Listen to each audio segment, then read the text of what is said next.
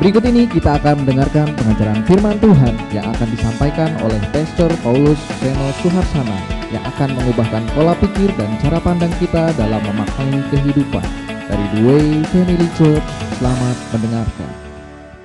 Shalom saudara, senang kembali bersama dengan saudara dalam program ini. Ya, kami masih terus coba mengeksposisi dan pada kesempatan kali ini adalah seri-seri terakhir dalam Mutiara dalam doa Bapa kami yang sedang saya expose dan saya bagikan berkat ini kepada saudara via channel YouTube kami JKI The Way.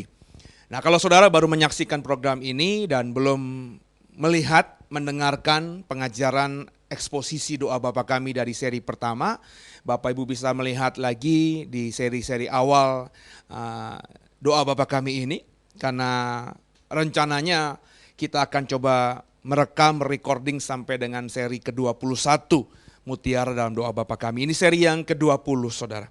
Nah, untuk itu mari sama-sama kita siapkan hati kita beberapa menit ke depan ini untuk belajar, mengeksposisi, memaknai kalimat dalam doa Bapa kami yang benar. Sekarang mari kita buka terlebih dahulu firman Tuhan dalam Matius pasal yang ke-6. Matius pasal yang ke-6 ayat yang ke-13. Ya, kita sedang mengeksposisi ayat terakhir dalam doa Bapa kami yang tercatat dalam Matius pasal 6 ayat yang ke-9 sampai dengan ayat yang ke-13. Nah, pada kesempatan ini kita coba baca ayat yang ke-13 terlebih dahulu. Matius 6 ayat 13. Silahkan dibaca. Matius pasal 6 ayat yang ke-13. Dan janganlah membawa kami ke dalam pencobaan, tetapi lepaskanlah kami daripada yang jahat. Karena Engkaulah yang punya kerajaan dan kuasa dan kemuliaan sampai selama-lamanya. Amin. Nah, kita sudah mengekspos tentang kalimat awal di ayat 13 ini di beberapa minggu yang lalu. Dan janganlah membawa kami ke dalam pencobaan. Kita sudah ekspos itu. Makna dan pemahaman pengertian tentang kata pencobaan itu saudara. Ya, bagaimana kita harus memaknainya dalam kehidupan Kristen kita.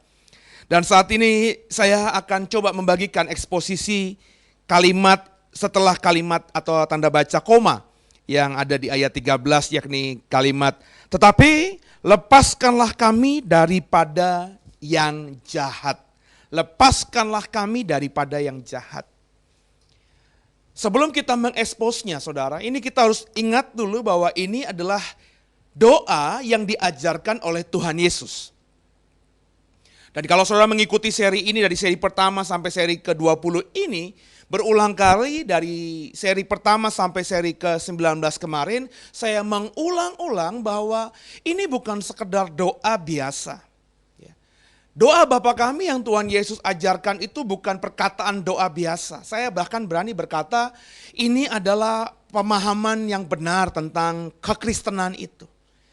Saudara kalau misalnya memaknai, mengerti setiap kata kalimat yang Tuhan ajarkan dalam doa Bapa kami ini, saya bahkan bisa mengklaim saudara akan menjadi orang Kristen yang punya pemahaman yang benar tentang imanmu itu. Nah, kata lepaskanlah kami daripada yang jahat itu diajarkan Tuhan Yesus. Apa pengertiannya? Bagaimana sebagai orang percaya kita memaknai pengajaran Tuhan Yesus ini? Nah, kita harus jujur untuk bisa memaknai ini. Ya, fakta di dalam kehidupan kita sehari-hari, kita banyak menemukan banyak orang yang mengaku sudah percaya, banyak orang yang ngakunya sudah Kristen sejati, tapi pada faktanya dalam hidupnya kita dapati, kita lihat, kita saksikan mereka menjadi undur dalam iman percayanya. Tadinya banyak orang yang eksis dalam dunia pelayanan, aktif dalam dunia pelayanan, begitu berapi-apinya dalam pelayanan kepada Tuhan, ya. Tapi lambat laun kita saksikan, kita lihat fenomenanya, orang yang tadinya berapi-api ini akhirnya kendur, hilang. Bahkan kita tidak sedikit menemukan, nggak tahu lagi Pak, di mana dia sekarang berada. Padahal beberapa tahun yang silam teman konco kita, karib kita dalam pelayanan, berbagi suka dan duka, berapi-apinya melayani Tuhan. Tapi beberapa tahun kemudian rimbanya pun tidak bisa kita temukan. Nah saudara, bahkan fenomena orang-orang yang tadinya percaya terus menjadi murtad itu juga bisa kita lihat. Dengan kecanggihan zaman di mana dunia yang luas ini menjadi sempit karena teknologi. Kita banyak temukan orang-orang begitu gampangnya seolah-olah menjual Tuhannya, saudara. Ya. Ini fakta bahwa ada orang-orang, banyak orang-orang yang kita lihat tadinya rindu, tadinya haus, tadinya panasnya luar biasa, berapi-apinya bagi Yesus, tiba-tiba sekarang ini hilang. Ya. Jangankan melayani, ke gereja saja kita tidak yakin apakah dia masih ke gereja lagi apa tidak. Bahkan beberapa di antaranya faktanya sudah balik badan dan meninggalkan Yesus dalam hidupnya sehari-hari. Nah itu fenomena ya, yang harus Bapak, Ibu dan saya lihat dalam kehidupan. Kenapa sih bisa begitu? Kenapa orang-orang Kristen yang tadinya berapi-api tiba-tiba sekarang hilang? Gitu. Apinya hilang, apinya mati, saudara. Nggak lagi menggebu-gebu bagi Tuhan, tapi sekarang jangankan suam-suam, ya, percikan-percikannya saja sudah tidak ada, tidak bisa kelihatan. Ya. Nah, kenapa bisa begitu, saudara? Kalau saya renungkan dalam kehidupan pelayanan saya menyimpulkan orang-orang yang mengalami hal-hal seperti itu. Ingat ya saudara ya, fenomena itu bisa terjadi dalam hidupmu dan hidupku loh. Saya selalu berkata, bahkan sudah saya expose dalam seri doa Bapa kami di seri-seri awal, bahwa selama hidup di dunia ini semuanya serba mungkin. Saya yang saat ini menggebu-gebu mengabarkan Injil, membagikan kebenaran kepada saudara lewat video YouTube ini, bisa jadi beberapa tahun ke depan tiba-tiba hilang. Tapi jangan diaminin saudara ya. Tapi saya mau mengatakan fakta ya, selama kita hidup selalu ada kemungkinan-kemungkinan. Yang meskipun tidak kita imani sekarang, tapi kalau kita tidak menjaganya, itu bisa terjadi dalam kehidupan kita masing-masing di kemudian hari kelak. Nah saudara, kenapa itu bisa terjadi? Yang pertama yang saya perhatikan, kenapa orang-orang Kristen begitu mudahnya seperti membalikkan telapak tangan. Tadinya berapi-api terus menjadi hilang apinya. Itu karena dalam komunitas kita, orang-orang percaya dalam kehidupan bergereja terutama, tidak ada yang mengingatkan. Tidak ada yang memberi warning gitu. Ya. Seolah-olah kalau saya perhatikan dalam kehidupan bergereja, mimbar ini hanya menekankan pengajaran-pengajaran yang sepertinya meninabobokan jemaat. Ada beberapa mimbar gereja yang saya perhatikan terlalu menekankan pada doktrin yang mengajarkan bahwa kita orang Kristen pasti bisa menang, selalu menang lawan setan. Itu saudara. Memang Alkitab mengatakan setan kalau kita usir, kita kalahkan, dia akan lari tunggang langgang. Iya, itu ada ayatnya saudara. Tapi karena gereja terlalu menekankan doktrin ini, mengajarkan jemaatnya bahwa setan itu pasti mudah dikalahkan orang percaya. Kita sebagai orang Kristen pasti akan gampang mengalahkan setan. Seolah-olah setan itu seperti nyamuk yang kalau lewat dipukul pasti langsung mati saudara. Itu yang membuat akhirnya orang Kristen terninabobokan. Orang Kristen menjadi tidak berjaga-jaga. Menganggap yang namanya Lucifer, menganggap yang namanya Satan, menganggap yang namanya si iblis itu, si jahat itu, begitu mudahnya kita kalahkan seperti menjentikkan jari saja, saudara. Saya selalu berkata kepada jemaat saya di Doe dan juga lewat mimbar ini, kepada saudara yang mendengarkan saya bahwa kalau mau memahami Alkitab itu jangan sepenggal-sepenggal, saudara. Ya. Satan itu musuh terbesar kita. Dia bukan anak bawang, saudara. Lucifer itu bukannya musuh yang kita tiup itu bakal langsung terbang begitu karena tiupan kita. Tidak, saudara. Dia musuh yang besar. Musuh sejatimu dan sejatiku. Selama langit bumi ini belum lenyap, musuhmu bukan darah dan daging, Alkitab katakan. Tapi dia dan antek-anteknya. Roh-roh jahat di udara itu, saudara. Dan dia musuh yang tidak bisa kita anggap remeh. Kenapa? Tidak bisa kita lihat. Dunia kita berbeda. Tapi perhatikan, kelemahannya antara tubuh jasmani dengan tubuh rohani. Tubuh jasmani tidak bisa melihat tubuh rohani, saudara. Tapi saya percaya tubuh rohani bisa melihat, mengamati, mengetahui keberadaan dari tubuh jasmani. Nah, kalau kita sebagai manusia biasa dibandingkan dengan alam roh ini, dunia roh ini, saudara. Jelas manusia dan keberadaan kita sebagai manusia yang hidup dalam daging dan darah. Jauh dengan jika dibandingkan dengan dunia roh atau setan, iblis dan malaikat yang jatuh dalam dosa itu. Mereka bisa menyaksikan kita. Mereka bisa mengamati kita. Mereka bisa melihat gerak-gerik kita. Sedangkan sebaliknya kita tidak bisa mengamati mereka. Saat ini sedang dengarkan khotbah saya, setan di dekat dirimu bisa mengamati saudara. Apakah ketika kau dengar khotbah saya ini kau sedang mengernyitkan dahimu? Atau kau memperhatikan sungguh, mengamini sungguh, dia tahu karena dia ada di sekitarmu sedangkan kau tidak bisa melihat keberadaan setan yang ada di kiri kananmu, bukan? Nah, saudara. Jadi menekankan pada satu angle kebenaran firman Tuhan yang mengatakan bahwa lawanlah iblis, maka setan akan lari daripadamu. Itu semata yang diajarkan membuat orang Kristen kalau mau jujur agak jumawa, agak sombong, menganggap remeh setan. Sehingga akhirnya nggak berjaga-jaga, tidak waspada, dan akhirnya bisa kalah. Yang berikutnya saudara,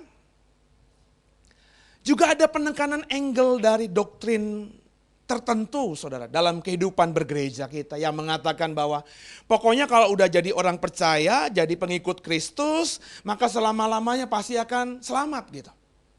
Ya. Pemahaman iman seperti ini juga bagi saya, kalau itu terus yang melulu ditekankan di mimbarnya kepada jemaat awam, maka jemaat awam itu akan punya persepsi yang penting menjadi agama Kristen. Yang penting tidak tinggalkan agama Kristen. Yang penting sampai matiku beragama Kristen, percaya kepada Yesus, terus hadir di hari Minggu di gereja, maka selama itu sampai mati kita, setan gak akan bisa menyerang kita. Kenapa? Sekali selamat, tetap selamat. Nah, saudara kekasih Tuhan, itu yang selalu saya katakan kepada orang yang mau mendengarkan saya bahwa Alkitab kita ini kalau dibaca harus lengkap. Jangan hanya menonjolkan ayat-ayat khusus saja, ayat-ayat tertentu saja yang kebetulan kita imani sebagai doktrin kita. Nggak bisa. Ya, Alkitab harus dibaca lengkap. Makanya di komunitas kami, ya, saya memaksa jemaat yang beribadah di Doe untuk mengikuti Bible Reader Club, The Way Bible Reader Club. Itu dalam grup WhatsApp, saudara. Saya push awalnya jemaat untuk baca 3 pasal sehari. Sebenarnya cuma satu, supaya jemaat itu bisa membaca Alkitab dengan komprehensif. Dari Kejadian sampai Wahyu dibaca urut 3 pasal tiap hari sampai habis nantinya. Supaya bisa menemukan bahwa ayat yang satu itu berkaitan dengan ayat yang lain dan tidak ada ayat yang satu yang bertentangan dengan ayat yang lain.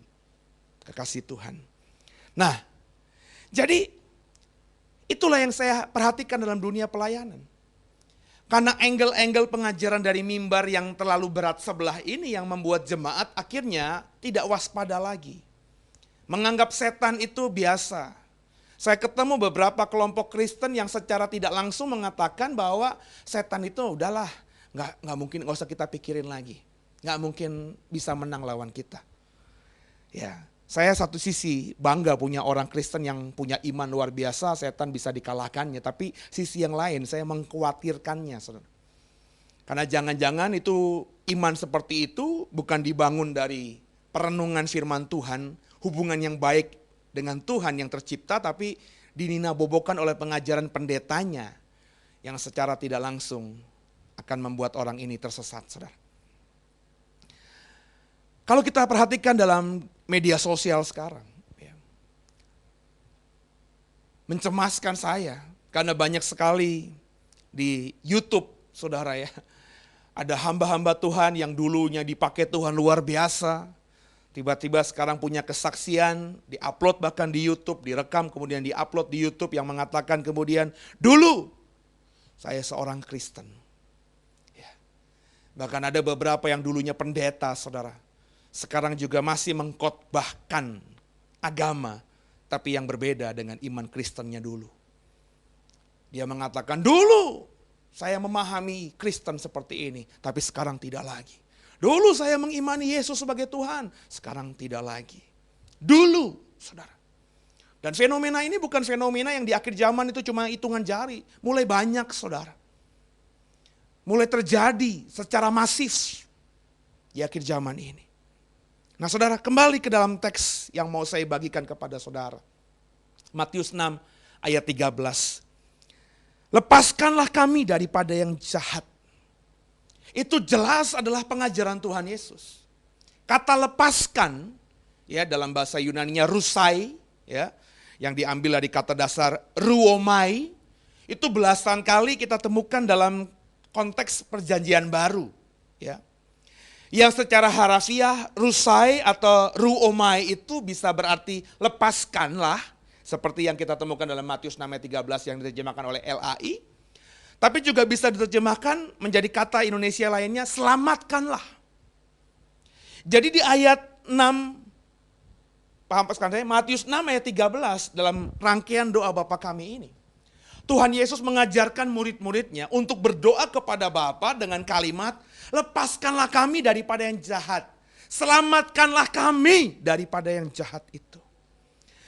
Jadi dari kalimat yang diajarkan Tuhan Yesus untuk kita ucapkan, kita imani ketika kita berdoa kepada Bapa, ini jelas adanya penekanan.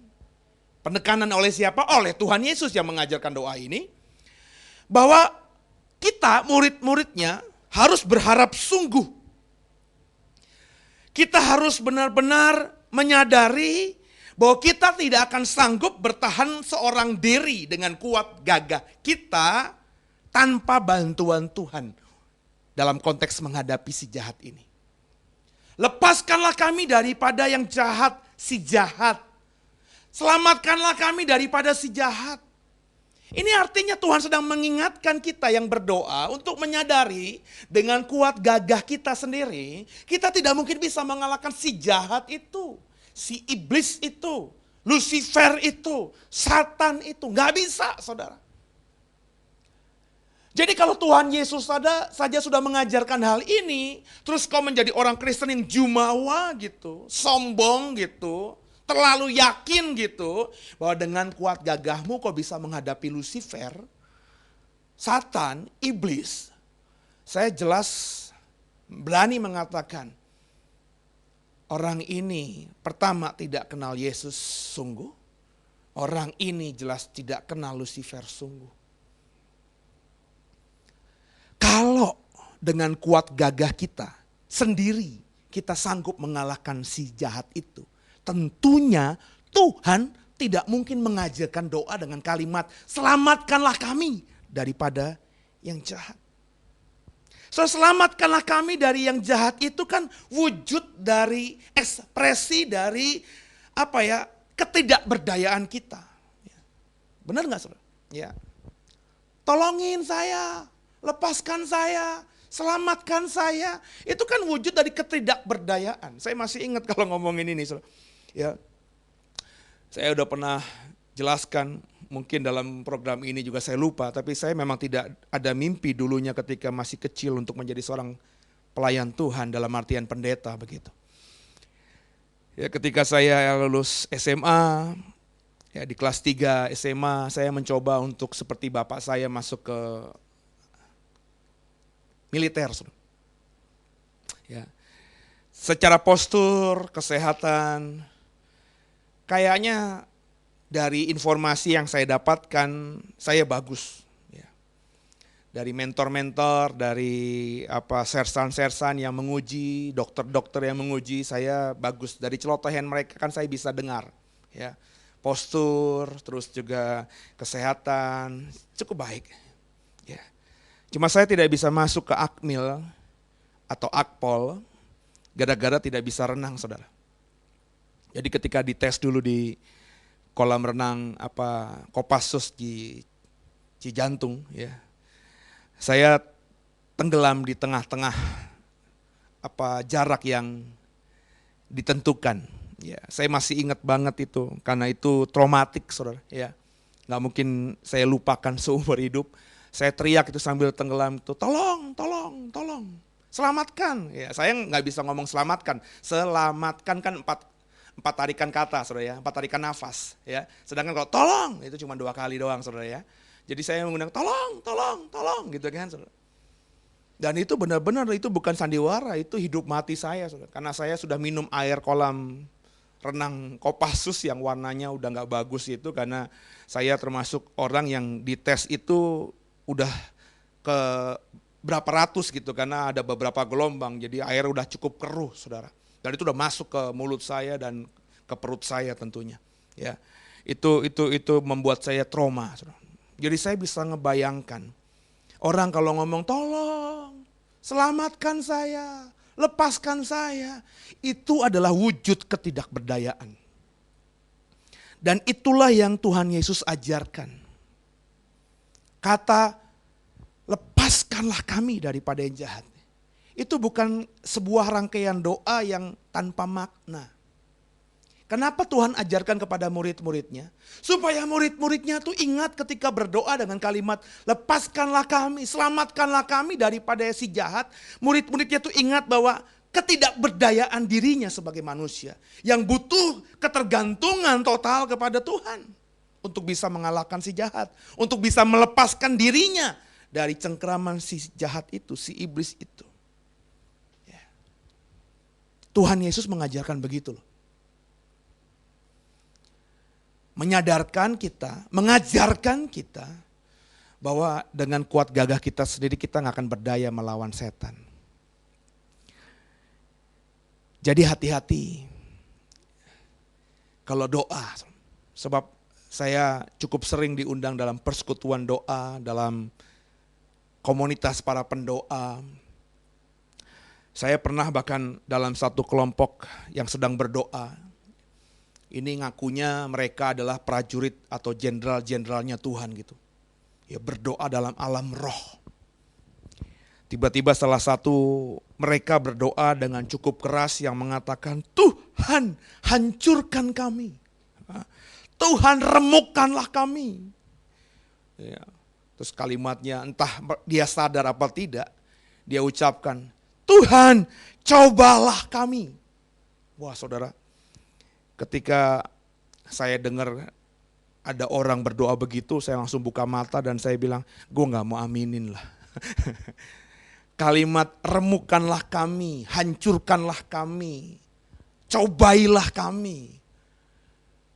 itu jelas-jelas adalah wujud ekspresi doa yang tidak seperti yang Tuhan ajarkan.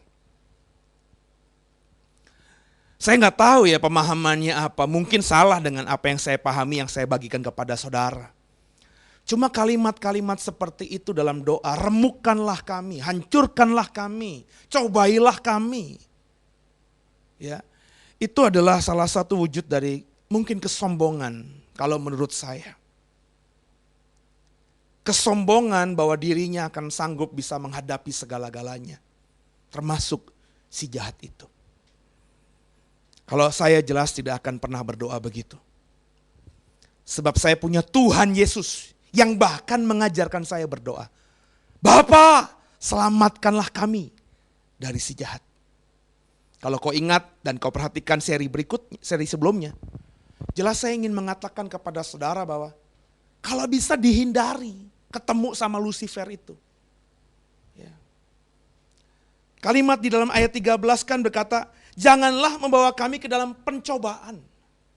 Pencobaan di sini kan perasmon. Ingat gak saudara? Ya. Pencobaan di sini bicara mengenai bukannya ujian, ya, tapi adalah godaan dari si iblis itu. Jangan kita menghadapi dia. Kalau bisa jangan bawa kami menghadapi iblis. Lepaskanlah kami, selamatkanlah kami dari si iblis itu Tuhan. Itu doa Tuhan Yesus yang diajarkan kepada kita murid-muridnya. Ya. Saya sedang tidak ingin membangun persepsi bahwa kita harus takut menghadapi iblis. Bukan itu. Saudara. Roh dalammu lebih besar daripada roh-roh jahat sekalipun. Termasuk rohnya si Lucifer. Kalau kau tinggal dalam Kristus, sungguh. Saya sedang tidak ingin membangun persepsi agar saudara menjadi orang yang paranoid gitu sama setan. Tidak. Cuma maksud saya, meskipun kita tidak perlu takut sama setan, jangan terlalu jumawa juga. Ya. Jangan juga menjadi sombong rohani dengan mengatakan, gue gak pernah takut, gue lawan lah. Di mana? Di mana Lucifer? Mungkin beberapa saudara punya kesaksian, saya pernah menang lawan setan Pak. Tapi dengarkan saya. Saya berani yakin yang kau kalahkan itu bukan si Lucifer, bukan si jahat. Tapi adalah oknum-oknumnya, malaikat-malaikat yang ikut jatuh dengan dia. Roh-roh jahat di udara. Kalau kau baru menang lawan kuntilanak, kalau kau baru menang lawan genderuwo, kalau kau baru menang lawan tuyul, kalau kau baru menang lawan hantu, saudara jangan sombong dah. Ya. Karena dalam dunia roh itu juga ada jenjang-jenjang. Ya. Ada kedudukan-kedudukan. Orang atau roh jahat yang pernah kau kalahkan itu saya yakin baru kelas menengah ke bawah. Lucifer itu pemimpin tertinggi dunia kegelapan. Yesus saja dia berani hadapi. Dan kalau kau ingat khotbah saya di seri sebelumnya, ketika berhadapan face by face dengan Tuhan Yesus di dalam padang gurun, perhatikan, tidak ada yang menang dalam pertempuran itu. Yesus cuma tidak tergoda dengan bujuk rayu iblis. Tapi iblis tidak Alkitab katakan dikalahkan dalam peristiwa pencobaan di padang gurun itu. Iblis mundur dan mencari waktu yang tepat untuk kemudian mencobai Yesus kembali. Nah, kekasih Tuhan, dengarkan saya. Iblis baru kalah sama Yesus ketika Yesus berikan nyawanya di atas kayu salib. Nangkap saudara ya? Ketika Yesus mau tunduk total akan keinginan Bapanya, memberikan yang dia miliki, tubuh dan darahnya bagi umat manusia untuk menebus kita, baru si jahat, si iblis, si Lucifer itu kalah. Jadi kalau kau baru menang lawan roh jahat dan tidak sampai mencurahkan darah, tidak sampai mengalami kematian, jangan ngomong sama saya kau sudah menang lawan si jahat, si iblis, si satan, si Lucifer. Saya bahkan cukup meyakini yang namanya si jahat, si iblis, si satan, Lucifer itu saat ini belum benar-benar berhadapan muka dengan kita, orang-orang percaya. Yang saya baca di Alkitab, baca di kitab Wahyu. Ketika nanti benar-benar si jahat, si Lucifer, si iblis, si Satan, si ular tua itu benar-benar berhadapan muka dengan kita. Alkitab yang katakan, banyak akhirnya kita yang mati dan dikalahkannya. Jadi kekasih Tuhan, belajarlah menjadi orang Kristen yang punya iman yang balance. Jadilah orang Kristen yang bijaksana. Karena itu yang Tuhan Yesus ingin kita lakukan. Dia mengajarkannya lewat doa Bapa kami. Nah saudara, kata si jahat ini, itu tidak saja merujuk pada si iblis dalam konteks figur pribadi. Tapi kata si jahat, tuponeru dalam bahasa Yunani, di Alkitab Perjanjian Baru, itu sudah benar-benar menjadi virus, menjadi bakteri, menjadi musuh yang bisa kita temukan dalam kehidupan keseharian kita. Coba kita buka yuk. Matius 7, ayat 17 sampai 18. Coba dibuka. Matius 7, ayat 17, 18, silahkan dibaca. Silakan. Matius 7 ayat 17 sampai 18. Demikianlah setiap pohon yang baik menghasilkan buah yang baik, sedang pohon yang tidak baik menghasilkan buah yang tidak baik. Tidak mungkin pohon yang baik itu menghasilkan buah yang baik, ataupun pohon yang tidak baik itu menghasilkan buah yang baik. Perhatikan ada kata buah yang tidak baik. Ya. Buah yang buruk. Itu poneru juga. Dari kata dasar poneru dalam bahasa Yunani. Jahat, buah yang jahat. Jadi bicara mengenai yang jahat, si jahat. Itu tidak merujuk hanya pada figur Lucifer, Satan, iblis semata. Tapi faktanya di dunia ini kita akan menghadapi buah yang jahatnya itu. Banyak sekali. Buah yang buruk itu banyak. Apa saja? Coba perhatikan buah yang buruk itu. Coba kita buka mata kita lebar-lebar. Ya. Perilaku-perilaku manusia yang buruk. Ya, sikap hati dari manusia yang buruk. Itu ada di sekitar kita. Coba kita lihat lagi yuk. Bukan saja buah yang buruk yang ada kita temukan dalam kehidupan keseharian kita. Coba Matius 7 tadi masih di ayat yang ke-11. Tolong dibaca, Matius 7 ayat 11. Matius 7 ayat yang ke-11. Jadi jika kamu yang jahat tahu memberi pemberian yang baik kepada anak-anakmu, apalagi Bapamu yang di sorga, Ia akan memberikan yang baik kepada mereka yang meminta kepadanya. Ya. Jadi jika kamu yang jahat, ya, jahatnya juga menggunakan kata Yunani poneru tadi. Jadi ngomongin mengenai poneru atau yang jahat itu, bicara juga dalam dimensi materi, buah yang buruk, buah yang jahat itu banyak. Juga bicara mengenai moral tadi. Kamu yang jahat, ya. Kamu yang jahat itu bicara mengenai kita, saudara. Manusia yang dibelenggu oleh dosa itu. Moral manusia begitu jahatnya. Kita keluar rumah, kita ketemu moral manusia yang jahat. Bahkan bisa jadi orang di sekitar kita juga punya moral yang jahat. Bahkan bisa jadi diri kita kalau belum bertobat, kita juga punya moral yang jahat itu. Dari segi rohani, roh-roh jahat jelas sekali dikatakan oleh Alkitab. Bahkan lalu kita buka coba Lukas 11 ayat 29. Saudara yang hidup dalam belenggu waktu, ya, itu juga kita harus menyadari bahwa waktu itu jahat. Coba Lukas 11 ayat yang ke-29, silakan dibaca. Lukas 11 ayat yang ke-29. Ketika orang banyak mengerumuninya, berkatalah Yesus, angkatan ini adalah angkatan yang jahat. Mereka menghendaki suatu tanda, tetapi kepada mereka tidak akan diberikan tanda selain tanda Nabi Yunus. Angkatan, generasi kita ini generasi yang jahat. Halo saudara, ini bicara mengenai bukan diri kita semata, tapi orang-orang yang hidup di dunia yang di zaman ini, saudara. Ini bicara mengenai waktu. Saudara tinggal di Indonesia, Tuhan Yesus katakan angkatan ini generasi yang jahat. Saudara mungkin bilang karena kau punya uang, saya mau tinggal di Indonesia aja lah. Ya, karena Alkitab yang ngomong generasi ini angkatan yang jahat, kau tinggal ke Amerika, kau baca Alkitab berbahasa Inggris, ayatnya juga sama. Angkatan generasi di zaman ini yang ada di Amerika pun jahat, Alkitab katakan. Kau pindah ke Afrika juga begitu, ke belahan dunia manapun akan terjadi hal seperti itu karena firman Tuhan. Ya. Dalam di sikap yang buruk, sikap yang jahat itu bijak kita temukan di mana-mana, Saudara, ya.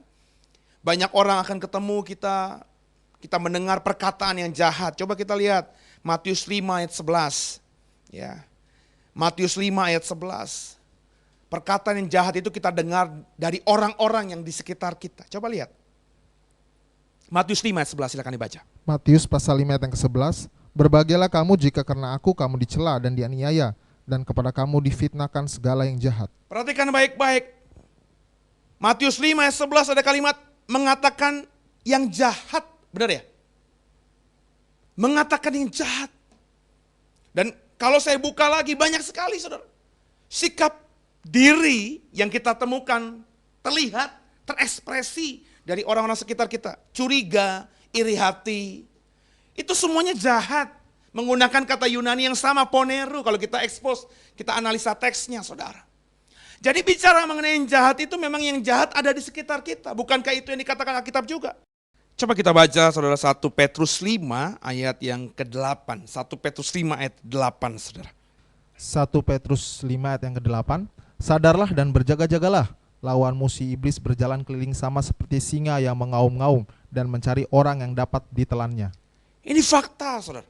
Ya, Alkitab sudah mengingatkan kita bahwa lawanmu, si jahat, si iblis, si Satan, si Lucifer, tentu kalau dia berjalan dia nggak mungkin berjalan seorang diri, diikuti oleh roh-roh jahat, para malaikat yang jatuh dalam dosa itu, ya, pasukan perangnya dia. Dia berjalan berkeliling sama seperti singa yang mengaum-ngaum dan mencari orang yang dapat ditelannya. Kita dikelilingi oleh si jahat itu, saudara. Ini fakta Alkitabiah. Kita terjebak di tengah-tengahnya. Saudara nggak bisa lari kemana-mana. Alkitab yang ngomong. Ya, kita terjebak dalam dunia yang dikatakan Alkitab bahwa si jahat itu ada di sekeliling kita, siap menerkam kita. Ini ayat yang gak bisa ditip X, saudara. Ya, ayat yang sangat jelas. Tidak ada tempat di muka bumi ini menjadi tempat yang aman berlindung dari kelilingan si jahat. Kau gak punya tempat untuk berlindung di mana si jahat tidak bisa menemukanmu. Tidak ada. Di gereja, Pak, termasuk di gereja. Nah, saudara kekasih Tuhan, kita terjebak di tengah-tengahnya. Seperti orang yang sedang nyaris tenggelam, seperti ilustrasi khotbah saya tadi. Makanya itu Tuhan Yesus mengajarkan, ayo doa sama Bapa di surga. Lepaskanlah kami dari si jahat. Selamatkanlah kami daripada si jahat. Kenapa? Karena kita sudah punya pemahaman kemanapun kita pergi di sekeliling kita. Bukan saja orang-orang jahat, tapi juga si jahat mengelilingi kita seperti singa mengaum-ngaum dan siap menerkam, menelan kita. Makanya kita doa, Bapa selamatkanlah kami. Gak bisa berdaya kau menghadapi singa, apalagi menghadapi si jahat itu. Problemnya si jahat ini bukan cuma mengelilingi kita, ya. Tapi si jahat ini membawa maut. Perhatikan baik-baik dalam Wahyu 22 kalau kita perhatikan nanti dibaca di rumah, saudara, ya. Bahwa nanti akhirnya di akhir zaman, endingnya nanti ketika langit dan bumi ini lenyap, bahwa maut dan kerajaan maut itu akan dilemparkan ke neraka. Jadi kemanapun setan ini pergi, si jahat ini pergi, maut dan kerajaan maut mengikuti dia. Itu one package, satu paket, saudara. Artinya apa? Kalau kita mau lebih dalam lagi, di sekeliling kita, itu maut sedang mengancam kita. Siap menelan kita hidup-hidup. Kekasih Tuhan, bagaimana kau menyikapi ini? Masih jumawa, masih sombong menghadapi si Satan itu. Sekarang ini di beberapa bioskop sedang diputar film Conjuring 2, saudara. Saya belum nonton dan kayaknya nggak akan nonton. Ya.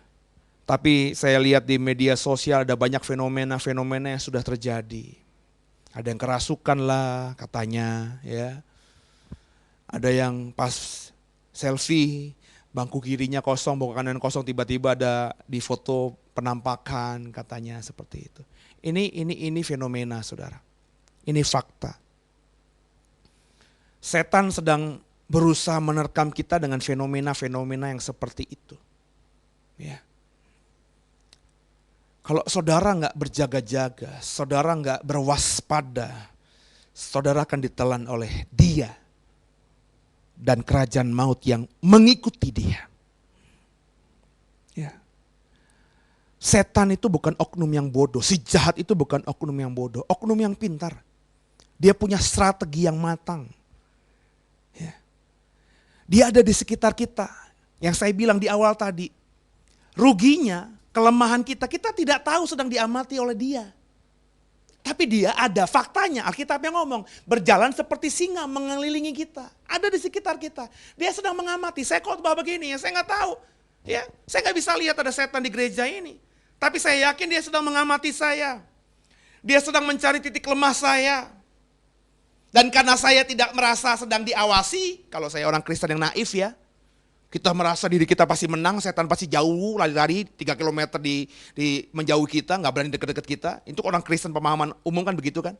Asal ada kalung salib, bawa Alkitab, wah setan lari, panas-panas gitu kan. Api. Ya. Padahal dia ada di sekeliling kita, sedang mengamati kita. Pas dia tahu titik lemah kita, dia serang kita. Itu yang terjadi pada Judas Iskariot. Dipercaya Yesus sebagai bendahara kelompok Yesus. Dia yang megang uang kas dari kelompok Yesus itu. Dan jangan bilang sama saya kelompok ini gak punya duit banyak. Ingat Yesus kemanapun dia pergi 5.000 orang mau dengar khotbahnya dia. Bukan di gereja yang ber-AC tapi di padang bukit. Yang gersang, yang panas. Padang gurun, konteks Timur Tengah. Itu pasti yang memberikan sumbangan untuk pelayanan Yesus, yang disembuhkan Yesus, yang dibangkitkan Yesus, yang memberikan persembahan kasihnya kepada pelayanan Yesus. Itu bukan 1-2 orang, saudara. Terlebih kalau kita baca di Alkitab, sungguh ada banyak perempuan yang mensupport pelayanan Yesus. Yudas megang kas besar, saudara, bukan kas kecil. Setan lihat. Dia mulai pakai 1 peser, 2 peser. Setan lihat hatinya. Diserang sama setan. Yudas habis. Lihat Daud. Ketika dia sudah menjadi raja, dia punya istri yang cantik-cantik tapi dia gak mensyukuri. Setan tahu. Istrinya Daud, saudara, itu pasti cantik. Abigail, ya, istrinya Daud itu Alkitab katakan perempuan cantik, saudara. Dan terlebih dalam konteks zaman dulu, raja itu udah punya gundik-gundik lainnya. Tapi karena Daud tidak pernah puas. Alkitab memang tidak mengatakan, tapi saya berani mengatakan itu. Setan bisa lihat hatinya. Ketika dia berjalan di suatu rumah pada suatu sore. Setan kasih itu karena tahu hatinya Daud. Karena bisa lihat kelemahannya Daud terhadap perempuan ini. Perempuan yang lagi mandi. Dikasih. Dan Daud jatuh dosa. Gara-gara itu. Tuhan Yesus mengajar doa. Lepaskanlah kami, selamatkanlah kami dari yang jahat. Karena Yesus mau tahu, mustahil kita bisa kalahkan si jahat. Yang jahat dengan kekuatan kita sendiri. Kita membutuhkan pertolongan Bapa, Aba, Allah Tuhan kita. Nah saudara, Tuhan Yesus bahkan begitu bagi saya ya, cukup menekankan tentang hal ini. Dia enggak cukup cuma mengajarkan kalimat lepaskanlah kami. Kalau doa kepada Bapa selamatkanlah kami daripada yang jahat. Tapi ayo doa juga. Dan bukan cuma cukup mengajarkan doa, tapi dia juga mendoakan kita loh. Coba kita buka yuk. Ya. Yohanes 17 ayat 15. Dia juga mendoakan kita saudara. Dengan isu yang sama. Yohanes 17 ayat 15. Coba dibaca. Yohanes 17 ayat 15. Injil Yohanes, ini doa Tuhan Yesus kepada kita. Yohanes 17. Yohanes pasal 17 ayat yang ke-15 berkata, Aku tidak meminta supaya engkau mengambil mereka dari dunia, tetapi supaya engkau melindungi mereka daripada yang jahat. Perhatikan, Tuhan berdoa, doanya dicatat oleh penulis Injil. Ya, yang pertama dia mengajarkan doa yang memang harus didoakan, diucapkan oleh murid-muridnya. Bapa, lepaskanlah kami, selamatkanlah kami dari si jahat. Tapi juga dia berdoa, doa pribadinya dia yang kemudian dicatat oleh Injil Yohanes pasal 17 ayat 15 tadi. Di mana dia berdoa pribadi kepada Bapanya dengan kalimat, Bapa, lindungi mereka dari si jahat, dari yang jahat. Ini dua aspek yang sama tapi berbeda. Tuhan sedang menggumuli sesuatu yang sama. Yesus yang Maha Tahu itu sadar bahwa manusia yang nantinya akan menjadi murid-muridnya kalau mereka percaya kepada Yesus, itu tidak bisa mengalahkan Satan seorang diri. Maka dia mengajarkan, ayo murid-muridku doa pribadi kepada Bapamu. Bapa, lepaskanlah kami, selamatkanlah kami dari yang jahat. Tapi dia juga berdoa untuk kita. Bapakku, lindungi mereka dari si jahat. Nah saudara, dari pemaparan saya ini mestinya kau paham bahwa musuh kita itu luar biasa. Tapi meskipun kita diajarkan berdoa, Bapa, lepaskanlah kami, selamatkan kami dari pengen jahat. Itu bukan berarti doa ini mengajarkan sesuatu yang pasif, di mana kita harus terus bergantung hanya pada Tuhan semata. Dan kita tidak perlu berbuat, enggak begitu. Ya. Daud kalau kita membaca, ya coba kita buka satu saja ayat, ya. Sebenarnya banyak sekali fenomenanya, ya. Mazmur 143 ayat 9.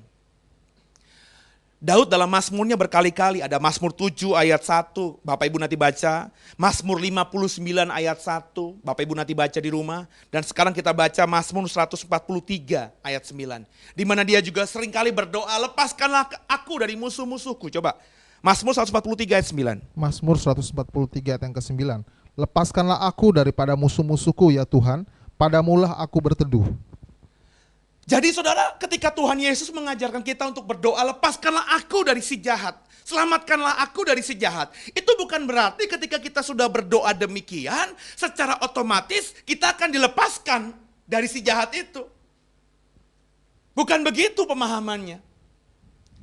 Ketika kita berdoa, Bapa lepaskanlah aku, selamatkanlah aku yang dari jahat. Itu kita sedang berucap kepada Tuhan sebenarnya. Tuhan, dengan kuat gagahku aku gak bisa. Aku butuh pertolonganmu. Lepaskanlah aku, selamatkanlah aku dari si jahat. Tapi kita juga harus berbuat. Saya ngambil contoh Daud, kenapa? Dalam Mazmurnya, nanti baca di rumah kitab Mazmur itu.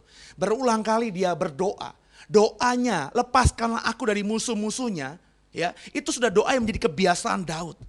Itu bukan doa sekali dua kali, tapi doa yang sudah berulang-ulang. Buktinya apa? Dalam beberapa Mazmur terekspos, bisa kelihatan dia mengucapkan lepaskanlah aku dari musuh-musuhku. Tapi ketika Daud gak berjaga, ketika Daud tidak mengambil tindakan yang dibutuhkan, dia jatuh dalam dosa. Ketika godaan datang, perempuan mandi di bawah, dia sedang disotoh rumahnya. Apakah dia tidak berdoa sebelumnya, lepaskanlah aku dari musuh-musuhku? Dia pasti berdoa, itu udah menjadi kebiasaan dia. Tapi ketika godaan itu datang, dia tidak menjauh. Dia tidak balik badan dan masuk ke rumahnya, dia malah menikmati perempuan yang mandi itu. Sehingga jatuh dalam dosa. Ketika kita memahami ini, ketika Tuhan Yesus mengajarkan lepaskanlah aku, selamatkanlah aku dari jahat. Itu kita harus menyadari bahwa kita dengan kuat gagah kita gak mungkin bisa menang lawan si jahat itu. Kita butuh pertolongan Tuhan. Tapi bukan berarti tidak ada bagian kita. Bagianmu dan bagianku ambil tindakan. Satu ayat terakhir dalam sesi ini. Wahyu 3 ayat 10. Wahyu 3 ayat 10. Semoga benar-benar ayat ini bisa menutup seri terakhir dari seri ini. Wahyu 3 ayat 10, silakan dibaca. Wahyu pasal 3 ayat yang 10. Karena engkau menuruti firmanku untuk tekun mentaati aku, maka aku pun akan melindungi engkau dari hari pencobaan yang akan datang atas seluruh dunia untuk mencobai mereka yang diam di bumi. Perhatikan, hubungkan tadi pengajaran Tuhan Yesus dengan Wahyu 3 ini. Saya bisa menemukan benang merahnya. Kita memang diajar untuk berdoa, berharap, mengandalkan Tuhan. Tanpa Tuhan, dengan kuat gagah kita nggak bisa mengalahkan si jahat. Tapi berdoa saja tidak cukup. Wahyu 3 ayat 10 tadi katakan, kerjakanlah, turutilah firman Tuhan. Jadi Bapak Ibu, bagian kita adalah mentaati firman Tuhan. Kita berdoa boleh. Bapa, lepaskanlah aku, selamatkan aku dari yang jahat. Tapi bagian kita melakukan, menaati, menuruti firman Tuhan. Ketika doa kepada Tuhan Yesus, ketika mengandalkan Tuhan, disertai dengan mengerjakan firman Tuhan. Saya percaya, barulah kita bisa mengalahkan si Satan, si iblis, si jahat, si Lucifer, musuh terbesar kita itu. Kau gak akan bisa menang lawan dia seorang diri. Kau harus melibatkan Tuhan, tanpa dia kita tidak bisa mengalahkannya. Tapi juga ambil bagianmu, lakukan semua kebenaran firman Tuhan yang ada di Alkitab ini. Kerjakan firman Tuhan. Ketika dua ini dikerjakan, maka iblis akan lari tunggang langgang menjauhi kita. Semoga dipahami dan semoga seri ini jadi berkat. Sampai ketemu di seri terakhir minggu depan. Tuhan Yesus memberkatimu. Haleluya.